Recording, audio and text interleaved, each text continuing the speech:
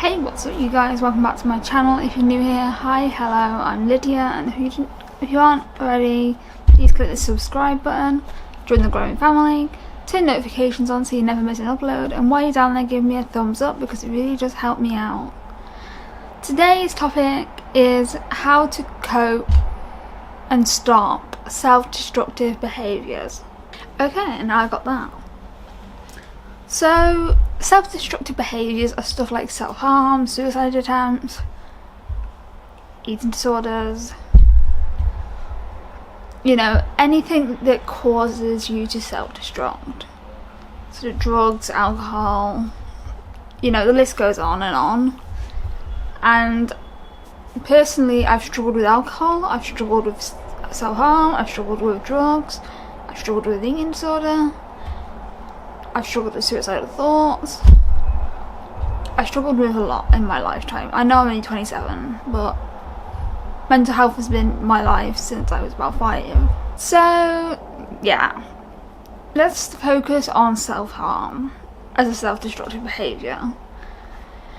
For me, self-harm was always cutting or pulling my hair out. I've never once burnt myself. I've taken overdoses. Does that count self-harm? I guess it does. But I have very specific methods of self-destruction. Like, focus on self-harm, so cutting. I used to do this to escape what I was feeling.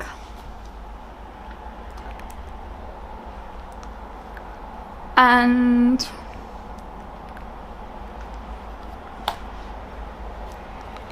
it's stuck with me for about 15 years. Probably more than that now. I am 27. Yeah, it's been about 20 years. Eek, I'm getting old. Ooh, that has made me feel old. Ooh. Yikes. Anyway. So, how did I stop cutting? I basically got rid of all my tools and went into hospital. I was put onto a section 2, then onto a section 3, and to those who don't know or not in this country, section 2 is a 28-day hold and section 3 is 6 months renewable. So you can be on a section 3 for years. I was on it for a year. So that's always fun. But when I was sectioned, they searched my bags. They searched in the places that I thought they wouldn't search. Like, I had some PRN medication inside a soft toy that goes in my distraction box. They opened the toy and they found my stash. I was like, oh, fuck's sake, man. Because I don't like asking for PRN. Like, I never have.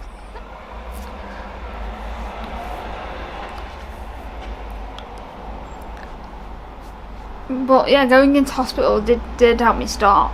I did break a pair of glasses to get the glass, but it wasn't sharp enough to do anything with. So I smashed a window and took the glass off there and then got restrained and injected. I cut my hand with it too. Like, I don't think you can see, like, there. I cut my hand with it, so not great.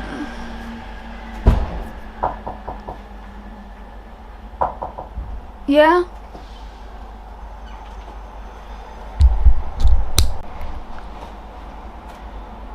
At least he knocked. He knocked. What can I say? Can't really fault him there. So what do I do? What did I do after hospital to stop self-harming because the urges were still there, you know. Yes, I went into hospital, but I came out and I had access to things again. Well, I stopped ordering shots, for one. When I lived with Becca, I used to order sandy blades, whereas here it's age restricted, so you have to show ID, and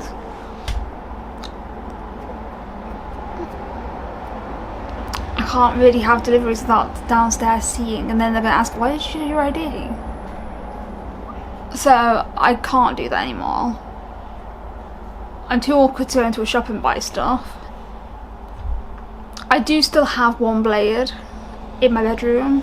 I'm just not going to say where it is because people like to snitch on me. I have no intention on using that blade. I just have it as a security blanket. Is that the right way to phrase that?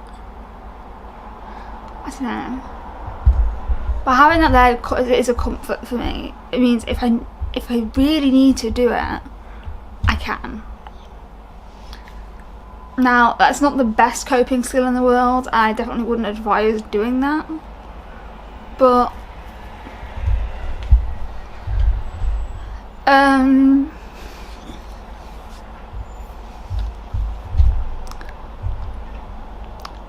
what else did I do? I started to focus on other things, so I started collecting squishmallows.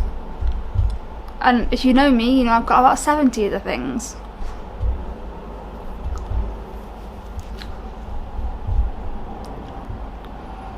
But yeah,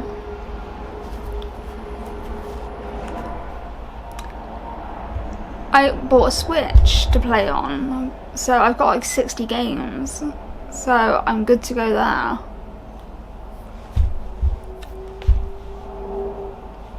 Another thing I do to distract from being self-destructive is I watch stuff now. I'm currently watching House. I watched Lilo and Stitch last night and this morning because I fell asleep. So I also read now. I didn't used to read, but I'm reading this right now.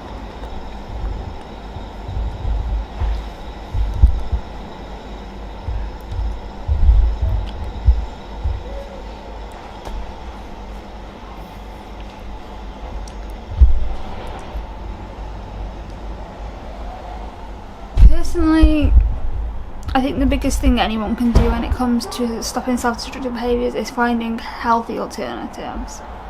So what I did when I first stopped self-harming two and a bit years ago, I started drawing lines on with felt pens and then putting water over it so it all washed away. And it was kind of therapeutic to do. Another thing I recommend doing when it comes to self-harm is getting an ice cube and putting some salt on your hand, and it has a burning sensation without actually causing damage to you.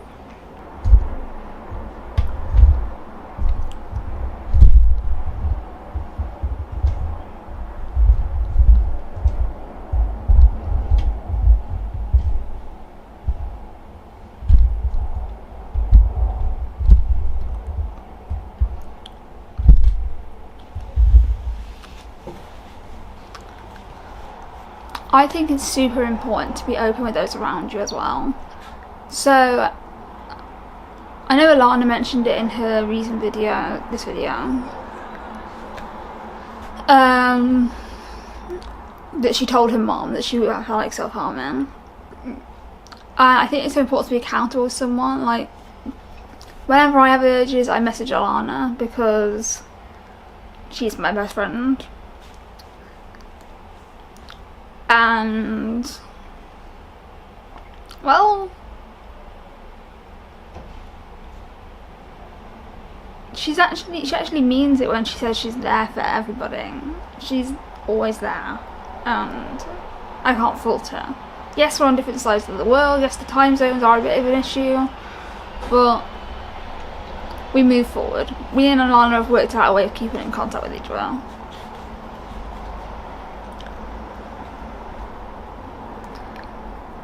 But yeah, let's talk quickly about drug addiction. So I used to use cocaine, I don't have a problem in saying that. I used to be a coke addict. And I'm not going to say why that started, because I don't think it's fair to throw someone else under the bus. But I started using cocaine in 2017. I used it up until 2019.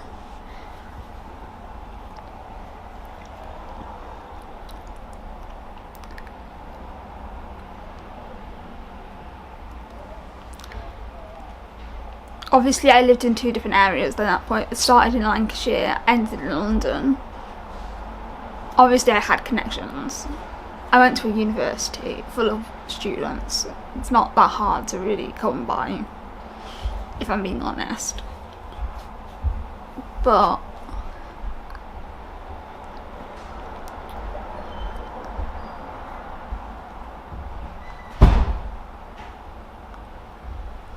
yeah, anyway, moving on to addiction. Like, drug addiction.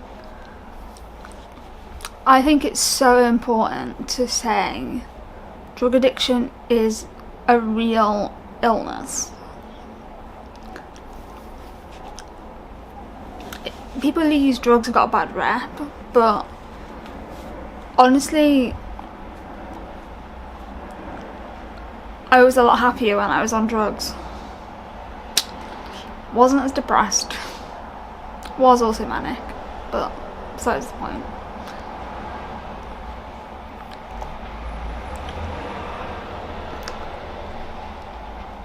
Honestly, with drug addiction, you have to get accountable with somebody.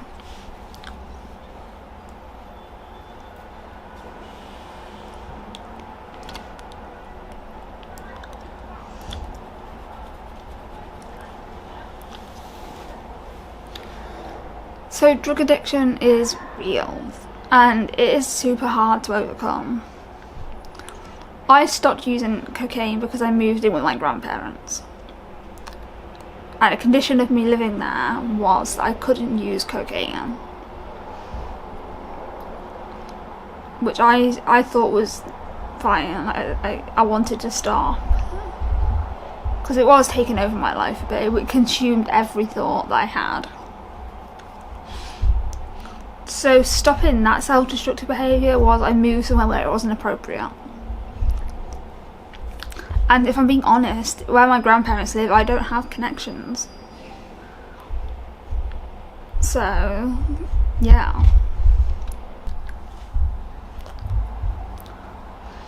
So, another thing you can do to help yourself is to set small goals. This is to motivate you. Another thing is to find the deeper issue. There's obviously something going on that's causing you to self-destruct. So yeah, find the deeper issues underneath the destructive behaviour. So when it comes to self-harm, you're struggling emotionally with something, figure that out, and maybe you won't feel the urges anymore. Or you might feel the urges, but if you just have urges and you're not actually doing the behaviour, that's a step forward. So, stopping self-destructive behaviour is all about location, distraction, replacement. It's about replacing that action with something positive. Like, for me, I stopped self-harming, and in turn I started doing skincare, which I don't do every day, I'm not gonna lie. I'm not a skincare girly, but I do it quite often. I think I've explained enough for this video. I'm not sure. Let me know if you've got any that you'd like to add in the comments down below, and I will definitely make sure I do look at that. Thank you for watching this video, and I will see the wasp in my bedroom.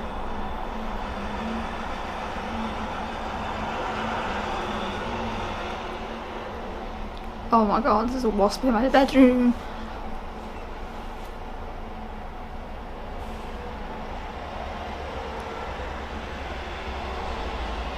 Bye guys.